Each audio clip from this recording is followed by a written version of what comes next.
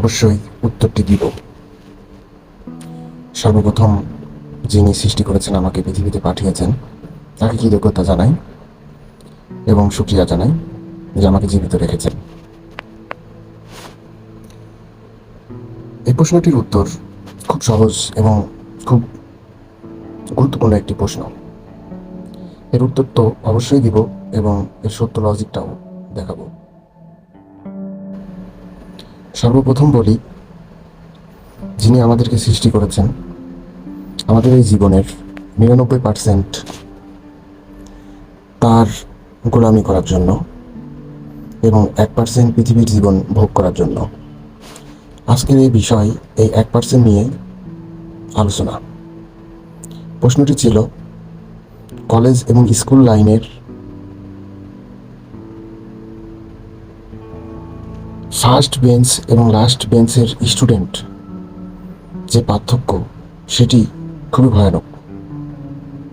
সর্বপ্রথম বলি, আমাদের এই জীবন একটি অন্ধকার পথ চলার মতো।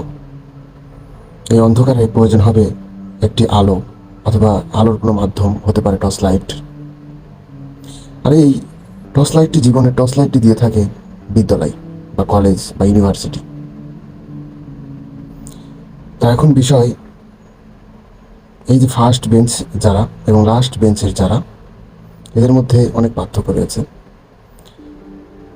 ফার্স্ট বেঞ্চ যে স্টুডেন্ট, তার কাছে আসলে যে টর্চ লাইটটা থাকে বা আলো পায়, সে চাইলে অনেক দূর চলে যেতে পারে। কিন্তু যে লাস্টের বেঞ্চের স্টুডেন্ট, তার সেই পরিমাণ অর্জন করতে পারে না। সে লাইটটা বা টর্চ বা আলো রাতে চলতে যেটা প্রয়োজন, সে ততটা অর্জন করতে পারে না, যার কারণে তার পথ চলতে অনেক কষ্ট হয়। আর যে বিজ্ঞানী স্টুডেন্ট, তার তো খুব সহজ, সে অনেক মেধাবী। এখন এই পর্যন্ত আমি পজ করে রাখলাম, পরবর্তী এক্সাম্পলে আমি চলে যাই। আমাদের শিক্ষার অবস্থাটা এমন,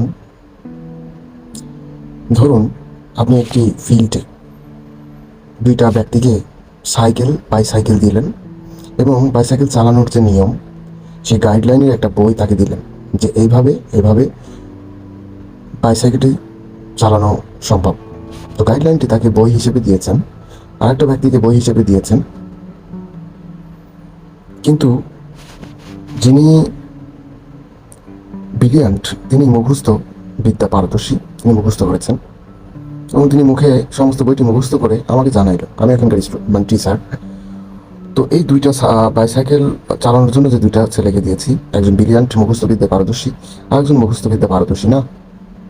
তো যিনি মুখস্থ আমাকে দিলেন তার মুখস্থ বিদ্যা, যে বাইসাইকেল চালানোর জন্য কী কী প্রশিক্ষণ দরকার, তিনি সমস্ত কিছু প্রশিক্ষণ বইটি পুরো মুখস্থ আমাকে জানাইলো, মুখস্থ বিদ্যা আমাকে শোনাইলো। আমি তাকে সার্টিফিকেট দিয়ে দিলাম যে তুমি সাইকেল চালাতে পারবা। আর যিনি মুখস্থ বিদ্যা পারে না, আমি তাকে হুমকি দিচ্ছি যে তোমার হবে না, তুমি পারবা না।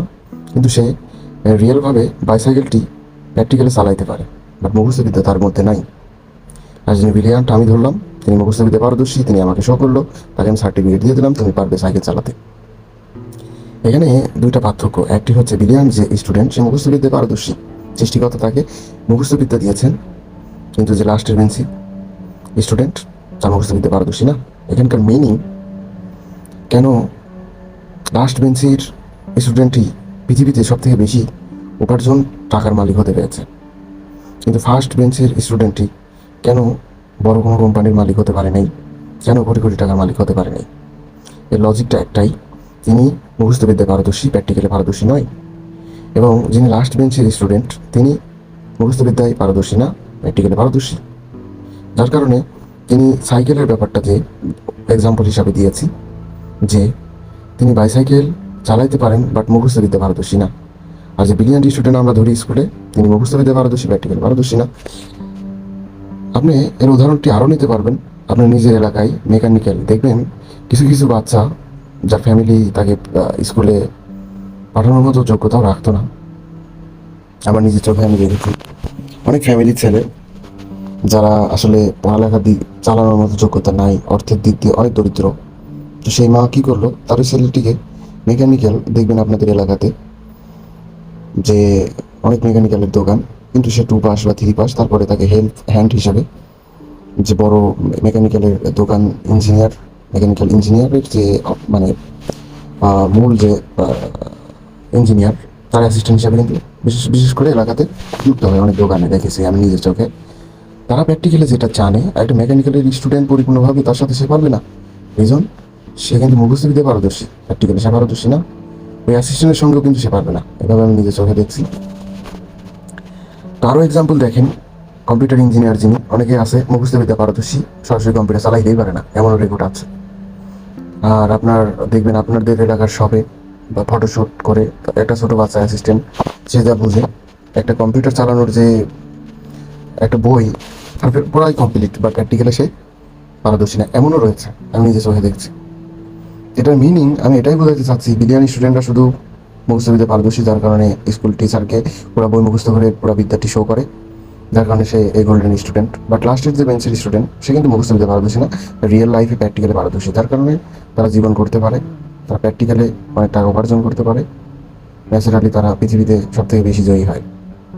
আমি বলছি না তাদের দোষ, তারা আসলে ওই যে বললাম টর্চ লাইট, বিজ্ঞানী স্টুডেন্টরা ভাবে আমার টর্চ লাইটই মানে আমার পড়ালেখার যোগ্যতায় আমাকে টাকা এনে দেবে, এটা নিয়ে বসে থাকে, এটার পথে সময় কাটাই। আর যে দুর্বল স্টুডেন্ট, সেভাবে আমার তো টর্চ লাইট দুর্বল, কারণ আমি পড়ালেখা তেমন একটা করি নাই, আমাকে চলতে অনেক কষ্ট হবে। এক্ষেত্রে সে ওই নর্মাল টর্চ লাইট নিয়ে, কম আলো যুক্ত মানে টর্চটি নিয়েই সে পথ চলা শুরু করে, পরে যায় আবার উঠে দাঁড়ায়, মানে সে আর যে কাজটাই করে অনেকের দিকে হয়তো ফোকাস না করে একটি কাজে যুক্ত হয়ে যায় বা একটা বিজনেস ইনভলভ হয়ে যায়, সে কিন্তু উপার্জন করছে, গ্রোই করছে। আর যে বিজ্ঞানী স্টুডেন্ট, সেই স্টাডি নিয়ে বিজি, যে মুখস্থ দিতে পারদর্শী, তার কারণে সে যখন জব পেতে পেতে ওইদিকে লাস্ট বেঞ্চের স্টুডেন্টটি উপার্জন করে, তার থেকে ডাবল 3 ডাবল 4 ডবল উপার্জন করে সে অলরেডি ধনীর লিস্টে চলে যায়, সচ্ছল সচলের লিস্টে চলে যায়। আর এ জব করতে করতে, বিবাহ করতে করতে এর অবস্থা, অনেক বয়স হয়ে যায় ইত্যাদি। আর ওইদিকে সে পড়ালেখা ছেড়ে দিয়ে, কম পড়ালেখা করে সে একটা জব বা একটা বিজনেস বা ছোটোখাটো কোনো কিছু করা, এগুলোর মধ্যে ইনভলভ হয়ে গেলে প্রায় আসলে দ্রুত টাকা উপার্জন করে এবং পৃথিবীর দুনিয়াতে মানে পৃথিবীর জীবনে দ্রুত সুখ উপভোগ করতে পারে। এটাই আসলে পার্থক্য বিজ্ঞানী স্টুডেন্ট এবং লাস্ট বেঞ্চের স্টুডেন্টের পার্থক্য।